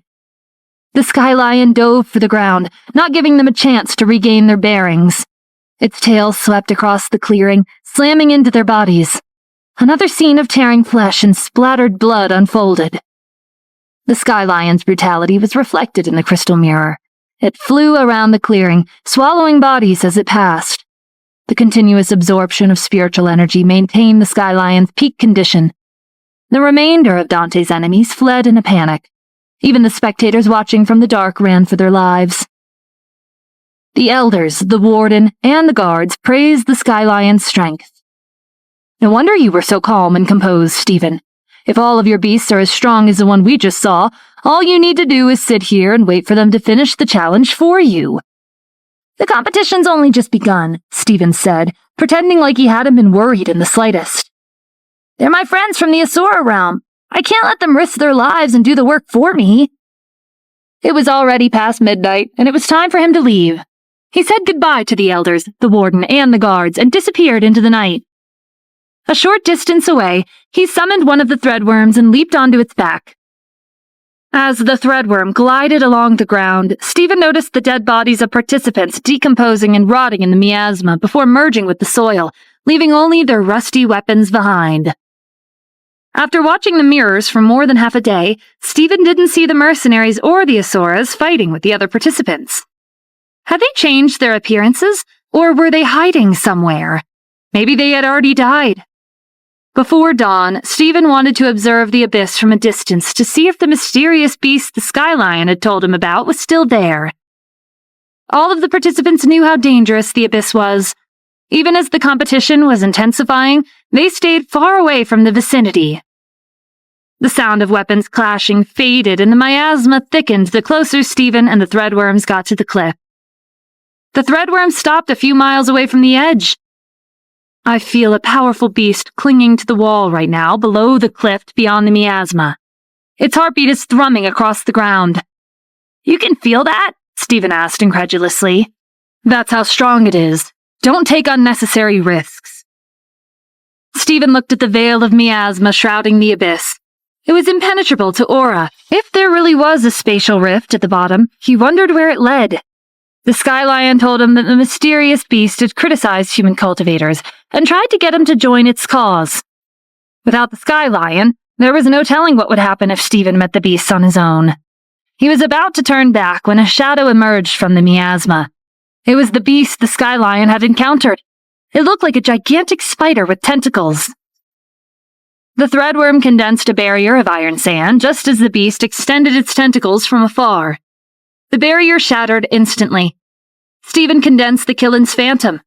As it dove for the beast, tentacles wrapped around it and drained its spiritual energy until nothing was left except for a wisp of flame. Stephen placed the Berserker's blessing on his arm and created 3 clones of himself. They rushed at the beast with weapons raised. The beast swatted the clones with its tentacles, destroying them upon impact. Stephen felt his insignificance and left the scene with the threadworm. The mysterious beast didn't chase after him. It crawled back down the cliff wall and returned to the abyss. Stephen didn't relax until he was far away from the edge. The spider-like beast was beyond his imagination. It hadn't come at him with its full strength, but its tentacles proved how dangerous it was. He didn't think that was the last he'd seen of it. The beast had extended an invitation to the Sky Lion. If he didn't come back, the beast would go to him. Stephen and the threadworm found an abandoned cave by the hill and went inside to wait for the sun to rise. As the prophet's student, Stephen had mastered the Book of Destiny. He condensed his spiritual energy and drew a symbol on the ground. It glowed, and a phantom image of a realm he'd never seen before lit up the cave. He summoned the other threadworms, and they settled next to him to examine the image. Their species were common across the 6 realms. They thrived wherever they had access to the underground. If anyone knew where this place was, it would be them. It looks like the Bestia realm, but we're not 100% sure. This is where all of our beasts originated. We've never been there before. We've only heard stories about it from our clan. The Bestia realm was one of the 6 paths of reincarnation. It used to be a realm of wild animals. As they killed each other and fought for resources to survive, they became more and more powerful. When human cultivators accidentally entered the realm, they captured the animals and made them their mounts. As the cultivators traveled to other realms, they fed the animals with high-quality herbs and cultivation pills. After generations and generations, the animals evolved into a species known today as beasts. This was a complex concept that very few people understood. It was a fragment of history lost to time. Even the Sky Lion, who'd been Killian's mount for thousands of years, didn't know about the beast's origins. The threadworms had only heard about it from their clan, and even then, it was just a guess. If the Book of Destiny was showing an image of the Bestia realm, Stephen deduced that this was where the spider-like beast came from. Invasion of the weak is an instinct of the strong, the threadworms continued. If the beasts crawling out of the abyss are from the Bestia realm, that could be what they're after. Are you going to report this to the Mystic Covenant? Stephen shook his head. The old antiques that made up the faction's higher-ups were just for decoration. They didn't take action until it was too late. The spider-like beast in the abyss didn't seem to have a good impression of human cultivators in the first place. The only one who stood a chance at negotiating was the Sky Lion.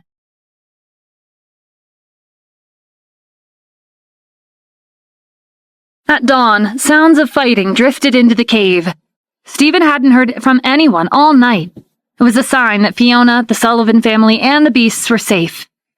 The token in his pocket vibrated. He took it out and saw the faces of 2 Mystic Covenant members.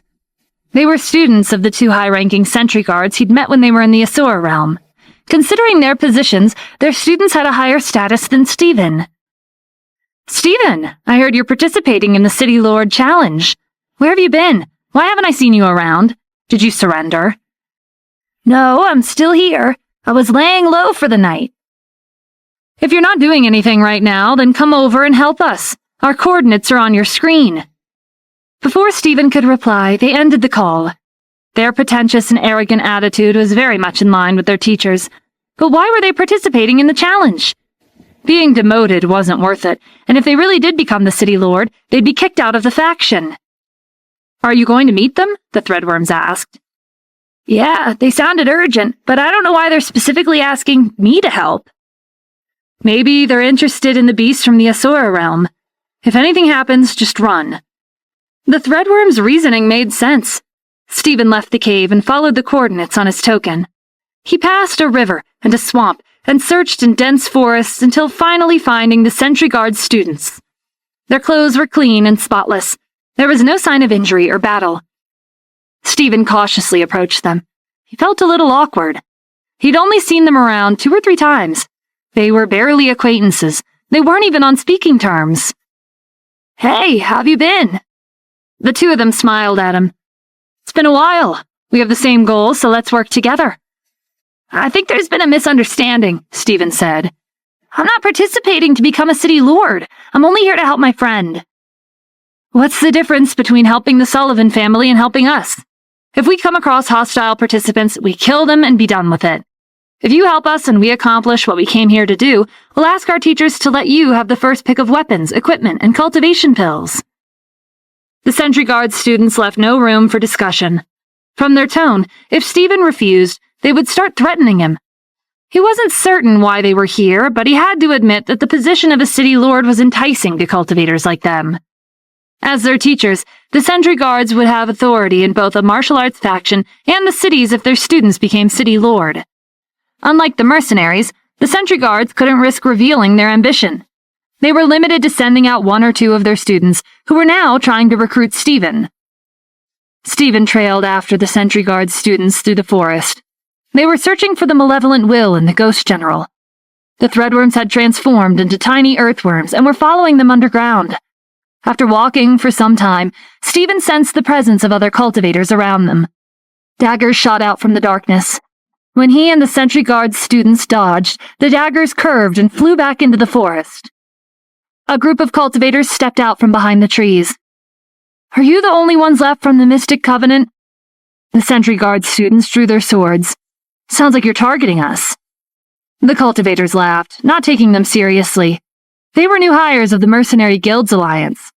If they made a significant contribution during the challenge, they would receive a valuable reward from the guilds. Or better yet, they would have an endless supply of wealth if they took the City Lord position for themselves. The Mystic Covenant can't even get rid of a couple of traitors. As members, aren't you ashamed of showing your face during the challenge? Stephen frowned when the Sentry Guard students fell for the provocation and rushed at them without a plan. They were impulsive and not as bright as their teachers. The 2 mercenaries in the lead wielded scimitars, while the others flipped coins in their hands. When the Sentry Guard students approached, the mercenaries launched their coins at the same time. They bounced off each other repeatedly, enveloping the forest in shimmers of light. The Sentry Guard's position was slightly higher than that of the elders. Naturally, their students' skills reflected their own. They weren't distracted by the flashes of light reflected from the coins. Their swords turned into glowing rays of light, extending and rippling like water with the wind. When the coins lost their power and clattered to the ground, the light snaked around the mercenaries' wrists and ankles. One of the mercenaries in the lead clenched his fists. His aura surged as his skin radiated a bronze-like metallic luster. He ignored the rays of light contracting around his limbs and punched the Sentry Guard students in the abdomen, sending them crashing into the forest. Stephen hoped they didn't sustain internal injuries from that. Dragging 2 patients through the wilderness would be tiresome. The threadworms consoled him. "Don't worry, we can swallow them and keep them safe in our stomachs." "Either way, they're burdens that won't be of much help," Stephen said with a sigh as he observed the light closing in on the mercenaries' wrists and ankles. The light sliced his clothes, but they couldn't penetrate his skin. It was as smooth as a mirror. "Is his body impenetrable like the ancient cultivators?" Stephen asked. "It looks like a temporary enchantment," the threadworm observed. "It'll wear off soon." Stephen was almost certain that their assailants were mercenaries. Continuing this fight would be pointless. The mercenaries had the money and resources to hire as many people as they wanted. Killing off one group was a waste of time and energy. He transmitted his voice to the Sentry Guard students. "If you want to pass the first 2 rounds, leave and search for the Malevolent Will and the Ghost General. You can find these people again whenever you want after the challenge." The Sentry Guard students looked around. Stephen had disappeared. It was obvious he had no intention of helping them. But his advice was reasonable. They tossed a ball of energy at the mercenaries that burst upon impact. When the explosion died down, the mercenaries emerged from the smoke unharmed, but the Sentry Guard students had vanished. Who would have thought the Mystic Covenant members were such cowards? With their strength, I doubt they'll be able to pass the first 2 rounds. The Mercenary Guilds Alliance will surpass the Mystic Covenant sooner or later. We should prioritize stealing the City Lord position. Stephen stayed where he was and watched the mercenaries leave. When the Threadworms confirmed that the Sentry Guard students had escaped safely, he left to meet up with them. Nadorun and his team were also in the forest. They blended in as participants by slipping through the explosions and fluctuations in aura and energy. They were searching for Mystic Covenant members and hiding from the mercenaries at the same time. Monica and her students had provided medicinal pills and a safe place for them to recuperate, but Nadorun didn't feel like he owed them anything. Instead, it was a reminder to keep the formula for the strengthening liquid even more hidden. There are signs of conflict everywhere, but the miasma is still here. Even explosions wouldn't blow it away. Where are we supposed to find the participants from the faction? This forest is huge. We can't reach out with our auras either. Nadorun's team was getting impatient. There were many ways to assassinate members of the Mystic Covenant that didn't involve wandering a misty forest blindly. The Infinite Prison was also heavily guarded. There was no hope in saving any of the prisoners. But Nadorun had already come up with a new plan. There are emergency explosives buried around the underground space. If we detonate them, the prisoners will fall into the abyss.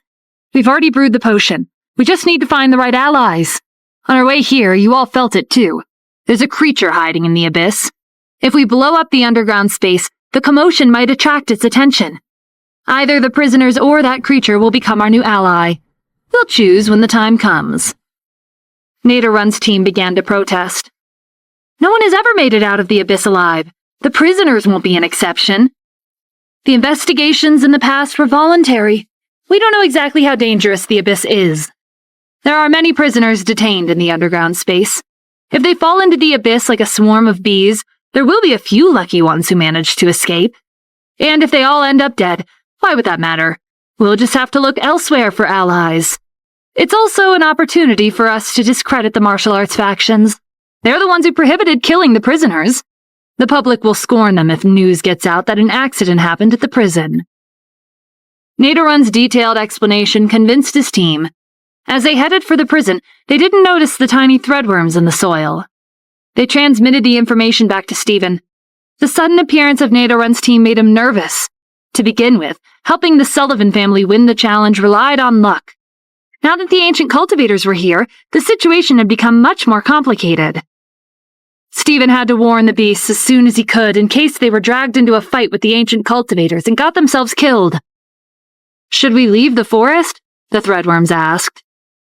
Let's meet up with the Sentry Guard students first. They're probably cursing me out right about now. Who knows what they'll do if they get upset? Stephen found the Sentry Guard students by the lake, straightening their clothes. They'd taken a few heavy punches, but they hadn't sustained any fractures or internal injuries. They were able to recover with medicinal pills. He plastered a concerned look on his face and hurried over. Are you two okay? They came at us out of nowhere. I had no choice but to hide. The Sentry Guard students weren't pleased, but his excuse made it hard to find fault with him. Everyone in the faction knew that Stephen's cultivation was one of the lowest. You're incredibly skilled at escaping. We'll let you decide on our next route. No problem. I'll get us there in no time, Stephen promised. The threadworms explored their surroundings and found a safe route for them. 72 hours after the challenge began, the participants let go of their hatred, calmed down, and shifted their focus to the real task. The area shrouded in miasma fell silent as the participants hid in their tracks to search for the Malevolent Will and the Ghost General. Finally, several participants made it to the area marked on the map. It was densely packed with graves. There were no names or dates on the tombstones. Strange symbols had been engraved. A creature in a black robe with a scythe floated around the graves. It wore a mask made from bones, and the lower half of its body was shrouded in mist. It was the Malevolent Will. As for the Ghost General, it hadn't appeared yet. It doesn't seem that hard to get one of the items it's after killing it. Its clothes probably don't count. We'll have to steal the mask or its scythe. Whoever attacks it first will end up getting killed. None of us have any information about the malevolent will. Some of the participants sat down in an empty space nearby. They had no plans of sacrificing themselves to test the malevolent will. The other participants were impatient. How long are you planning on sitting there? A week? A month? Minori City and Seaflower City are waiting for someone to become new city lords. If you keep dragging your feet, someone will take the position. The participants who were sitting down paid them no mind. If you're in a hurry, then feel free to attack the malevolent will. The participants were either patient or restless, but no one made a move. Naderun's team had left the forest. Detonating the prison required careful planning. Otherwise, it'd be a waste of the prisoners' lives. 12 hours after the malevolent will was found, Stephen arrived with the last batch of participants. The moment he saw the crowd of people sitting down, he knew what was going on. Stephen counted the number of Asuras. It was the same as when the challenge began. None of them had been killed off.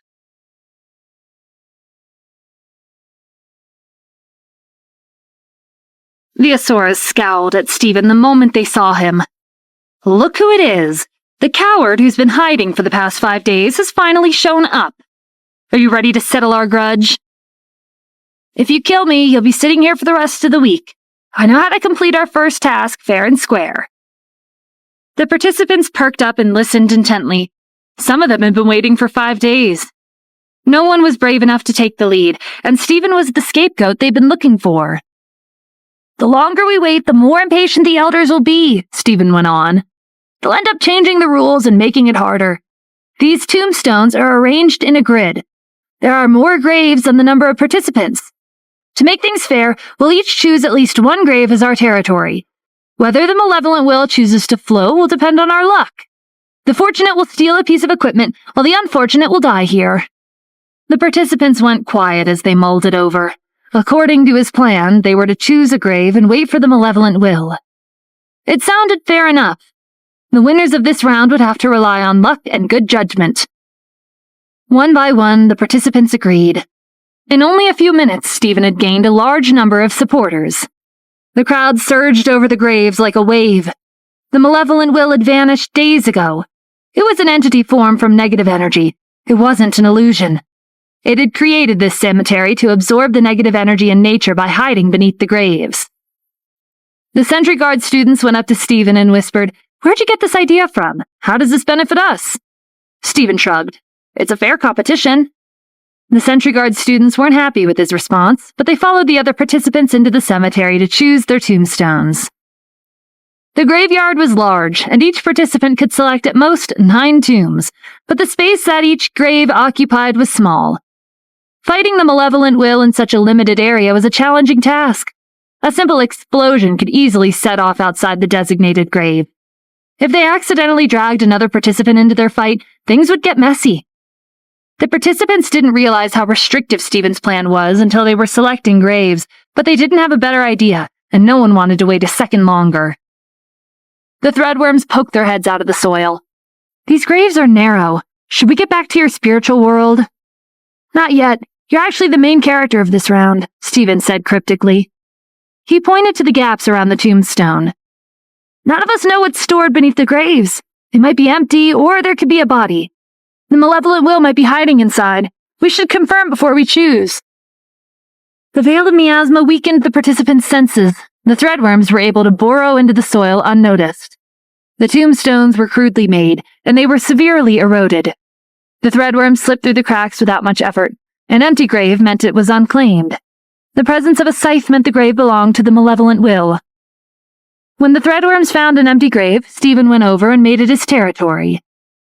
"You're not going to choose any other graves?" "The malevolent will won't come here. Fighting it head-on is risky. We'll find another way to get its items later." At that moment, the malevolent will reappeared next to a participant, and the first battle began. As the malevolent will swung its scythe, the wind was eerily still. The participant blocked with his sword and used his other hand to target the malevolent will's head. It took a great deal of effort to contain the battle within the range of the grave. If he accidentally pushed the malevolent will to another grave, the chance would go to someone else. Stephen watched the battle from afar. The Dragon Clan's prophet had divined the first round and advised him to stay out of the conflict. His suggestion aligned with Nikolai's advice. Because the malevolent will was made out of negative energy, weapons weren't that useful. At most, they could only be used to block the scythe. Techniques that utilized mental energy were more effective, but they weren't Stephen's expertise. He'd never learned those techniques before, but he was certain that the participants who had. The participants in battle came to the same realization, and he changed tactics. His eyes emitted an unusual aura. When his gaze swept over the malevolent will, it paused, and he took the chance to snatch its scythe. The first battle was a success, and the other participants learned from it. As more of the same ghostly beings appeared, it became more apparent that the malevolent will wasn't a single identity. That explained why there were so many scythes in the graves. Some participants stole their scythes, some snatched their masks, and others even grabbed the badge on their black robes. They were all evidence needed to pass the first round. The successful participants backed away from the malevolent will as fast as they could after stealing their item of choice. They had to keep their distance from the others to avoid being robbed. The beasts weren't too far away. They'd taken up positions in their respective graves. When the malevolent will passed by, they turned back into their original forms. They opened their mouths wide and devoured the malevolent will. The surge in negative energy made them stronger. Stephen was surprised by how easy it was for the beast to take down one malevolent will. The threadworms were tunneling through the soil, checking on graves. A malevolent will appeared next to the scythes, and one by one they vanished and reappeared on the surface. One participant believed that he had to strike first to gain the upper hand, so he attacked the malevolent will even though it was heading in a different direction in hopes of luring it to their grave. But when their weapons clashed, negative energy flooded his mind, and his worst memories resurfaced. It was impossible to guard against. No matter how powerful the cultivator was, they couldn't erase their memories. The participant was forced to relive the terror of his past. The malevolent will followed up with a swing of its scythe. Everyone expected a gruesome scene to unfold, but there was no blood. Smoke rose from the participant's wounds like his body had been set aflame. The participants had mixed reactions. If you're injured, you're done for. Don't be so scared. There's nothing special about its technique. Just concentrate and you'll get what you need. If you're not brave enough, then leave. No one's forcing you to stay. Life and death meant nothing to the participants. To sit on the city lord's throne, they had to rid their heart of unnecessary emotions like compassion. As the participants died one after another by the strange technique, the ground opened up and swallowed them. A yellow-brown liquid filled the space and wrapped around their bodies, covering them in amber. The elders from Zenith Council, the warden, and the guards were watching the participants intently. They were all familiar with the malevolent will. I'm surprised Stephen got them to line up in an orderly manner. I thought they were going to rush into the graveyard and charge at the malevolent will. It looks ordinary, but negative energy is hard to avoid. But there are ways around it. They'll figure it out soon. There are too many participants this year. If we put them into the arena, it'll take too long. The malevolent will and the ghost general will weed out the weak. The evidence needed to pass first and second rounds is limited. Whoever survives empty-handed will try to steal from the others. The first and second rounds didn't distinguish the good from the bad. Only the strongest participants would have a chance to become the city lord. Regardless of what kind of person they turned out to be, the Zenith Council could always implement rules to restrain them. The city lord had power, but not free reign. As the battles intensified in the cemetery, cracks appeared in the amber encasing the dead participants. The bodies crawled out like butterflies, breaking out of its cocoon. They returned to the surface and attacked the participants nearby. Their movements were stiff, and there was no sign of life in their eyes. When the participants retaliated, their weapons only left shallow scratches on the corpses. A foul smell came from the sliced skin and flesh, but no blood seeped out. The corpses rampaged through the graveyard as the malevolent will hid behind them and waited for the right time to strike. When their scythes grazed the participants' skin, they screamed from the pain and the horrifying memories flooding their minds. Then they were swallowed by the ground, and a new batch of walking corpses was born. The battle quickly turned chaotic. The corpses restrained the participants as the malevolent wills drifted over and attacked with their scythes. In the middle of the chaos, Stephen made his escape. The participants were compelled to criticize his cowardly actions, but they said nothing as the reality of their situation dawned on them. It was easy to enter the cemetery, but difficult to exit. To ensure their own safety, many participants began to attack the people around them indiscriminately because they couldn't distinguish the corpses from the living. Blood sprayed, and severed limbs scattered over the ground. Deafening explosions rocked the graves and lit the cemetery on fire. Stephen hid in the forest, using the dense miasma to conceal his aura. As he watched the chaos in the cemetery, he felt the token in his pocket vibrate.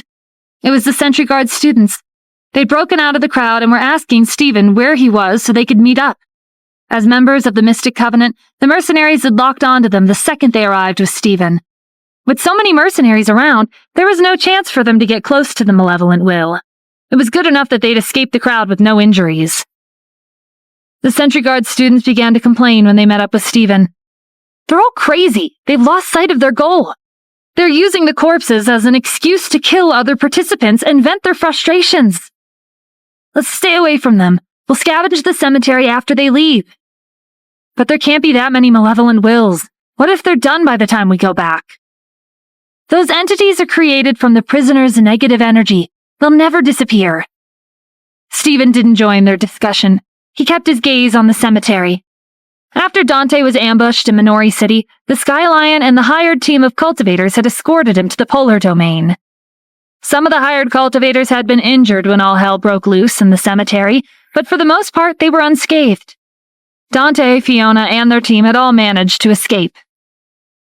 The Sky Lion and the other beasts were nowhere to be seen. They probably didn't want to start a battle in the cemetery and had decided to lie in wait by the road to ambush participants who'd obtained an item from the malevolent will. The first round had turned into a hunting game.